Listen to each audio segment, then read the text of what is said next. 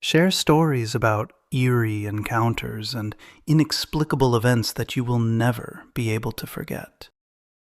About 2 years ago, back in September, I was just surfing the web when I stumbled onto a photo diary. The girl in the pictures was pretty, so I bookmarked the page and started reading through the whole thing. After a while, it was the diary itself that pulled me in more than the photos, and I kept reading it for half a year. Little by little, the entries grew darker. I felt for her. I worried something had happened. Then, the following April, the diary and the photos suddenly stopped. The last entry read, "Someone's following me. Last night somebody came into my room. I think it's because I post all of this. Tomorrow I'm going to the police." A month later, the page updated with a single new photo. It was just a pair of eyes. I'm used to disturbing things online, but this was different. After that, the photos came in pieces. A chest, ears, a nose, both hands, the genitals, the legs, the nails, the hair. It was getting to me, but curiosity won. At the end, a caption appeared beneath a photo. "This is what happened to your beloved Megumi. I'm not giving her to anyone. Her ID number was the password, so uploading everything was easy." The last photo showed a corpse and a smiling man in a mask standing over it. I knew I had to report it, so I went to the police, told them everything, gave them the link. When I got back, the final photo had changed again. Now it showed the killer's own body. Later, the police traced the address. Inside, they found the bodies of a man and a woman. 2 questions have stayed with me ever since: why the man had died and why the diary was never taken down. My office is right by Kitahama Station in Osaka. A few days ago, something there really shook me. There's a little store by the station with tables out front where you can take a break. After work, I bought a can of coffee there and lit a cigarette. I was watching people go by. A few came up out of the underground passage, and among them was a woman, maybe 25, 28, carrying a baby in a front sling on her chest. I stubbed out my cigarette and started toward the station.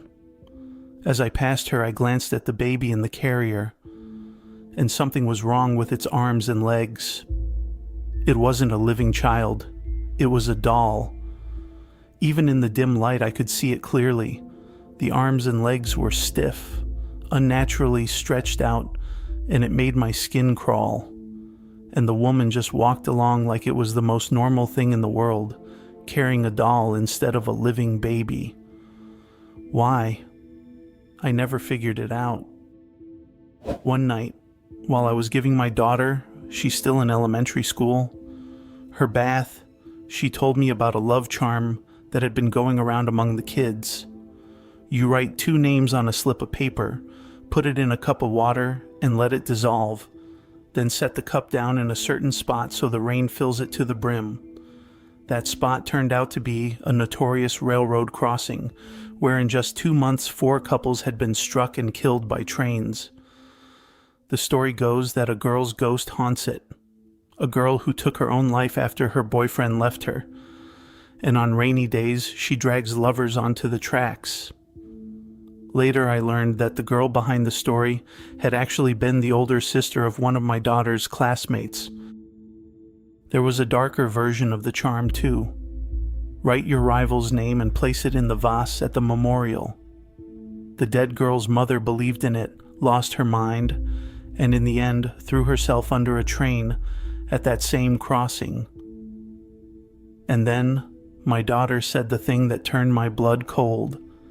The spirit, she told me, never allows lovers to be separated, which means it keeps them together by mixing their blood on the tracks. The one genuinely frightening thing that ever happened to me was a long time ago.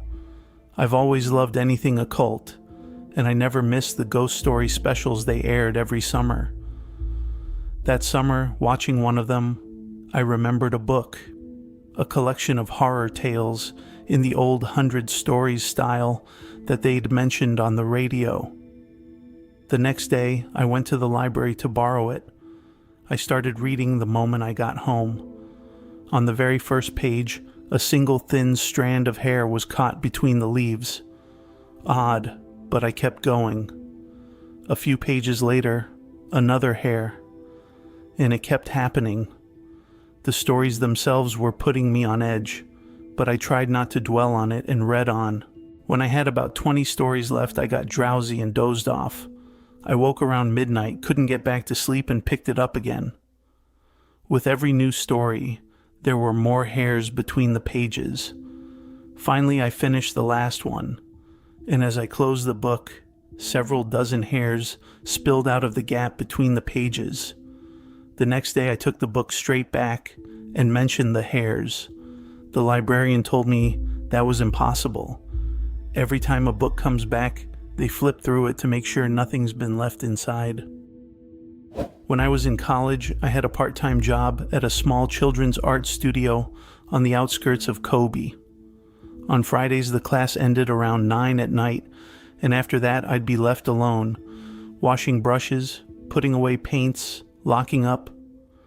There was a convenience store next door. Almost every night, the same delivery driver came by, a man of about 45. At first, he just said hello. Then he started waiting for me at the entrance. He'd ask where I lived, offer me a ride, tell me a girl like me shouldn't be walking home alone at night. I always said no. One day he blocked my path near the station and grabbed me by the wrist. "Why do you keep running away?" he said. "I only want to take care of you." I managed to pull free. After that, I started leaving through the back door and taking a different route home every time. A few days later, I was closing up the studio alone again. It was an old building, the workshop on the ground floor, the storeroom, and the owner's office upstairs. I was stacking the children's drawings when I heard a metallic clatter from the inner courtyard. I looked out the window and saw the driver. He'd climbed over the gate, and there was a crowbar in his hand. I reached for my phone and remembered I'd left it downstairs by the register. A few seconds later, every light in the building went out. I heard him try the back door, then a window rattled. He was working his way slowly around the studio, looking for a way in. There was no way to slip downstairs unseen. The staircase came out right into the main hall, and the front was almost all glass. I locked myself in the storeroom and grabbed the first thing my hand found, a heavy metal easel stand. For several minutes, all I could hear was the scrape of tools and my own breathing. Then a car pulled up outside. The studio's owner had come back for some papers she'd forgotten. She saw the man in the yard, leaned on the horn, and switched on her high beams. He dropped his bag, vaulted the wall, and vanished between the houses. Inside the bag, the police found rope, gloves, duct tape, and my student ID. I'd lost it 2 weeks earlier. They never caught him. The store said he'd been a temp driver and had quit that very night. After that, I never again told myself that someone's pushy attention was harmless, and I never left my phone in another room. My mother can't throw anything away. On top of that, she even brings home things other people have thrown out. The other day, she found a case with a bride doll inside, sitting by the garbage outside a neighbor's house, and she brought it home. The doll had a pretty face, but its hair was tangled and its face was filthy. My mother said she felt sorry for it and wanted to save it. It made my skin crawl. I'd heard that dolls absorb the resentment and emotions of their former owners, so I asked her to get rid of it. Just tossing it out felt wrong somehow, so we took it to the local shrine and asked them to burn it. But in a drawer under the case, we found a divorce certificate, a photo of a little boy, maybe 3 years old, and a letter full of hatred. That boy's face is still burned into my mind. I resent my mother for bringing that thing into our home. Some things you're better off never getting involved with. Someone told me about the commotion at the funeral of an acquaintance's younger brother. As they were preparing the body, they realized the right hand was gone. No one knew where it had gone. It wasn't among his belongings. Then, during the cremation, as they were gathering the bones into the urn, the hand suddenly turned up, inside a stuffed animal that had been placed in the coffin as a parting gift. I used to go over to my girlfriend's apartment almost every day. Instead of the doorbell, I'd knock in a certain way. Knock, knock, tap, tap, tap. Our secret signal. That's how she'd know to let me in.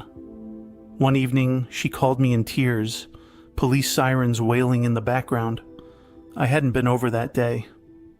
But someone had used our secret knock, and she'd opened the door thinking it was me. A stranger was standing there. He walked in without a word, punched her in the stomach and started rambling, saying he lived here now. Then he began undoing his pants. She crawled out of the apartment on all fours. As she crawled toward the elevator and called for help, it hit her. It was the man from the apartment next door. He'd overheard our signal and copied it. Later, in his apartment, the police found dozens of photos of my girlfriend and hundreds of porn magazines. I lived in an old 3-story house. My parents lived on the 3rd floor, and I rented a room 1 floor below. There was another empty room next to mine, and the ground floor was a store that had closed long ago. One day, after work, I noticed 2 neatly folded towels lying on my pillow, even though there had only been one that morning. My parents swore they hadn't come in. I figured I'd simply forgotten. Then my shoes started lining themselves up in a row. Small things would move. Nothing ever went missing, so I wasn't scared, more puzzled, until one day I came home and found that my folding bed had rolled to the other wall, and whoever moved it had also shifted a heavy shelf, one I could barely budge myself. Only then did I start taking it seriously. After that, I began getting calls from an unknown number. They only came in the dead of night. I usually didn't answer. But one night when I'd finally had enough, I picked up for the first time. No one spoke, but I could hear breathing. After that, the calls stopped, and the things stopped moving for a while. But in winter, it all started again. The door left open, objects out of place, furniture moved. Now it was even more obvious. I felt like I was losing my mind. I finally reached my breaking point one night. I woke to a strange, unsettling scraping, as if something were scratching, right there in the bed beside me. Half asleep, I ran my hand over the blanket, but found nothing. The sound wasn't coming from under the blanket. It was coming from the mattress behind my back. Panic hit me so hard I couldn't move. I was certain that someone was lying under my mattress, right then. In the end, the terror overwhelmed me, and I blacked out. In the morning, the door was locked from the inside. The windows were shut. There was no one in the room. Carefully, I looked under the bed. There were strange marks on the wooden frame, as if someone had screwed a small metal object to it over and over, right beneath the spot where my head had been. I moved out that same day. Later, the house was torn down, and I'll never know what was scratching under my bed that night. This was back in high school. At night, my friends and I used to hang out in a nearby park and mess around, kicking a ball under the streetlights. But our favorite game was this. 5 or 6 of us would dial random numbers on my PHS, an old cell phone, until a girl picked up, and then we'd try to keep her on the line as long as we could, while everyone crowded around to listen. I know now it was a rotten thing to do, and I regret it. After a lot of calls, one unusually quiet girl answered. I'll call her A. Hello? Hey, sorry to call so late. You up? What are you doing? Wait, who is this? What do you mean, who? It's me. Seriously, who? If it's a wrong number, I'm hanging up. Wait, yeah, wrong number, but what a coincidence. Let's just talk. Fine. For a bit. Despite how late it was, we got to talking, and somehow the conversation was interesting. I waved the others away and started asking her more personal things. It turned out we were the same age and lived in the same area. After an hour, my phone was dying, so before hanging up, I asked her name and promised to call again. On the way home, I couldn't stop thinking about her. I didn't have a girlfriend back then, and my imagination ran wild. I heard from her again sooner than expected. The very next day, at lunch, she called me. Just a quick call. What are you doing? Whoa, I'm at school. Lunch break. What's up? What's up? Laughs. Can a girl call her boyfriend? Laughs. It threw me. What? You've got me mixed up with someone. Mixed up? With who? We talked so much yesterday. But we don't even know where each other lives, or what the other person looks like. That doesn't matter. We'll find out later. Want to meet today? No, I've got practice. And something feels off. Are you really A? A short pause. Really? What do you mean, really? What's real and what's fake? What do you even understand? How would you know? How would you know the real me when I don't even know her myself? Why you? Why you? She went on like that for a while longer, but by the end she'd completely lost it. I froze, hung up, and switched off my phone. The whole next day, I was too scared to turn it on. A day later, I told my friends. They figured that since she didn't know my address, there was nothing to worry about, so I turned the PHS back on, and instantly a call from her. Since the whole thing started with my own bad idea, I decided to apologize and picked up. Hello? Yay, you finally answered. What are you doing? Listen, I'm sorry about hanging up. I know it's my fault for calling first, but I don't want to meet you. Please stop calling. You can say that, but I can't stop. I can't be without you. Let's just meet and talk. Where are you right now? Tell me. That's where my friend listening in cut the call. This is dangerous, he said. Block the number. But even after I blocked her, the missed calls still piled up in my call history. From 3 to 5 in the afternoon, and from 10 at night until I fell asleep, they came one after another, 20 calls a minute. That went on for a week. It got so bad I signed up for a paid blocking service so the missed calls wouldn't even appear in the log. Then the calls started coming from payphones. And to block a payphone, you have to answer once first and enter a code. By the end of it, I had blocked more than 200 payphone numbers.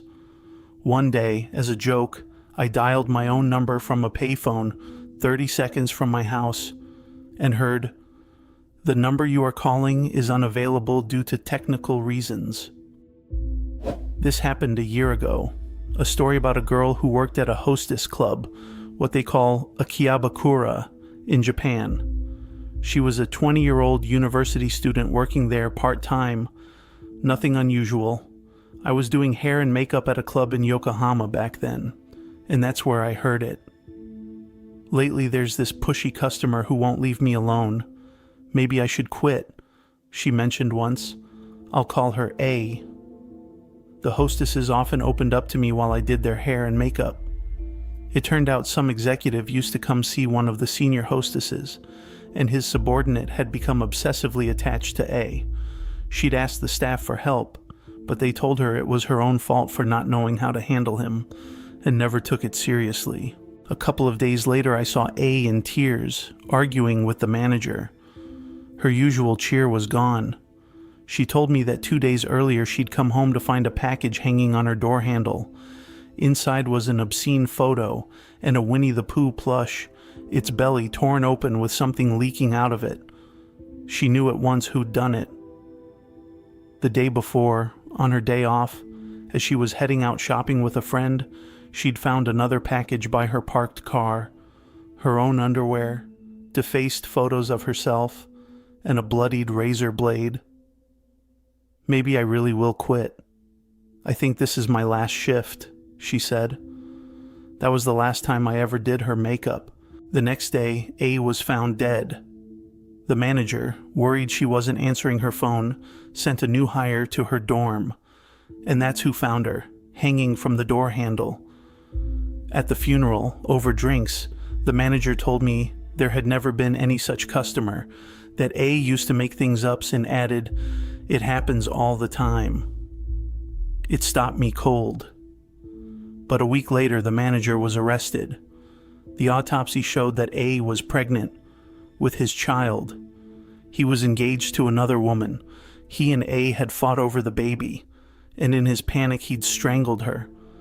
He then staged it as a suicide, fabricating a quick story so that her body would be found fast.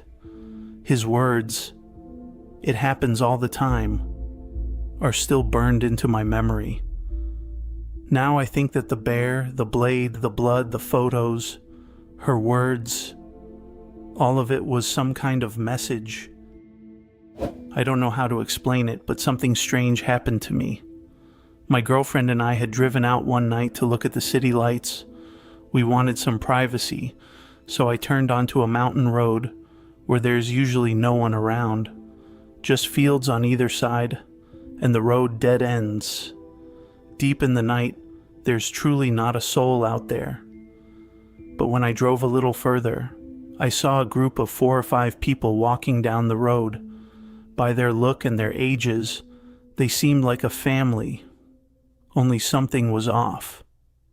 In the middle of the group walked a small dog, and 4 or 5 leashes ran to its collar, each person holding one. The dead of night, a place in the middle of nowhere, and they're out walking a dog. On top of that, 2 or 3 of them were carrying some kind of sticks. I was in my early 20s, but a chill ran down my spine. Something was horribly wrong, though I couldn't say what. My girlfriend had gone rigid too. Then our headlights swept over them, and several of them turned toward the car at once. Wrong, wrong, wrong. That was all that ran through my head. I turned the car around and drove off. To this day, I don't know what that was. We met at work in different departments and dated for a year and a half. When he suggested introducing me to his parents, I agreed. At work, he was outgoing and popular, while I was quiet and easy to overlook. He warned me his mother was very talkative. At the house, I noticed something strange right away. His mother was talkative, just as he'd warned me, but he suddenly went silent, answering only and yeah. When she brought out some cookies, he ate in silence without even thanking her. The air was tense. I tried to leave, saying I'd come again sometime. When his mother invited us to stay for sushi, his father and older brother suddenly came out of their rooms. The brother, in a filthy t-shirt stained with soy sauce, his hair down to his waist, laid into me at once. "So, you're planning to marry him and quit your job?" I said I had no plans to quit. That set him off. "A woman wants money? For what? Korean pop stars?" He shouted, spraying food, calling me a parasite, a worthless piece of trash. My boyfriend didn't defend me, pretending nothing was happening. His mother smiled and called the brother's outburst manly. His father walked off without a word and never said another thing. But the most chilling part was in the entryway. My boyfriend stood there, perfectly still, and his mother knelt down and carefully set his shoes out in front of him. He simply nodded and stepped into them without bending down or making any effort himself. It was obvious they'd done this little routine countless times before. On the way back, he suddenly turned cheerful again, chatting, apologizing for his mom. In the car, I said, "I couldn't kneel and set out your shoes the way your mother does." His face went instantly cold and blank. "What?" he said with a threat in it. Frightened, I drove him home, went back to my own place, locked every door, and switched off my phone. Around 11 that Sunday night, he showed up at my apartment. He pounded on the door as if everything were normal and kept trying to draw me into conversation through the narrow gap left by the security chain. All sweetness. "Why won't you open up? Were you in the bath?" While he worked the toe of his shoe and his shoulder into the gap, trying to force his way in. I deliberately shouted back, loud enough for the neighbors to hear.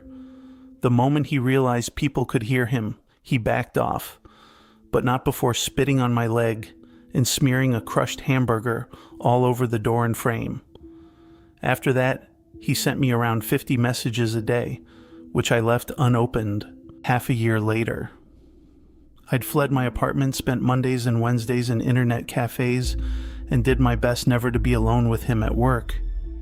Then, an older colleague, a cocky, athletic type, asked me to meet him and then demanded I reconcile with my boyfriend. My boyfriend had told him I'd called him a mama's boy, and the colleague started lecturing me. Every man's a bit of a mama's boy. Daughters-in-law used to never complain about their mothers-in-law. You're in no position to be picky. I argued that it wasn't about his mother. I simply didn't want to continue the relationship. When I stood up to leave, there was my boyfriend, waiting at the restaurant entrance. Later, I learned the two of them had set the meeting up together. They figured the older man's words would change my mind, and the boyfriend would appear at the perfect moment for a happy ending. They'd been friends since childhood. After that, I had to take taxis home because of the constant ambushes. Soon, it wasn't just the boyfriend, but the colleague too, stalking and pressuring me. And the colleague was more aggressive, more volatile. It went on for half a year. He took to threatening me. "I'll make you regret this." I recorded the threats and reported them to management. The colleague got a formal reprimand, then a harsher punishment for his part in the harassment. A month later, when I thought it was finally over, my boyfriend ambushed me on the way home and beat me. A school kid nearby saw the whole thing and told the police. He was arrested and charged. Management apparently feared that firing them would only make the two harder to keep an eye on, so instead they separated us and kept them under supervision. The boyfriend was transferred to another department for a year, then to another branch. I lost weight and my skin broke out, but the nightmare was finally over.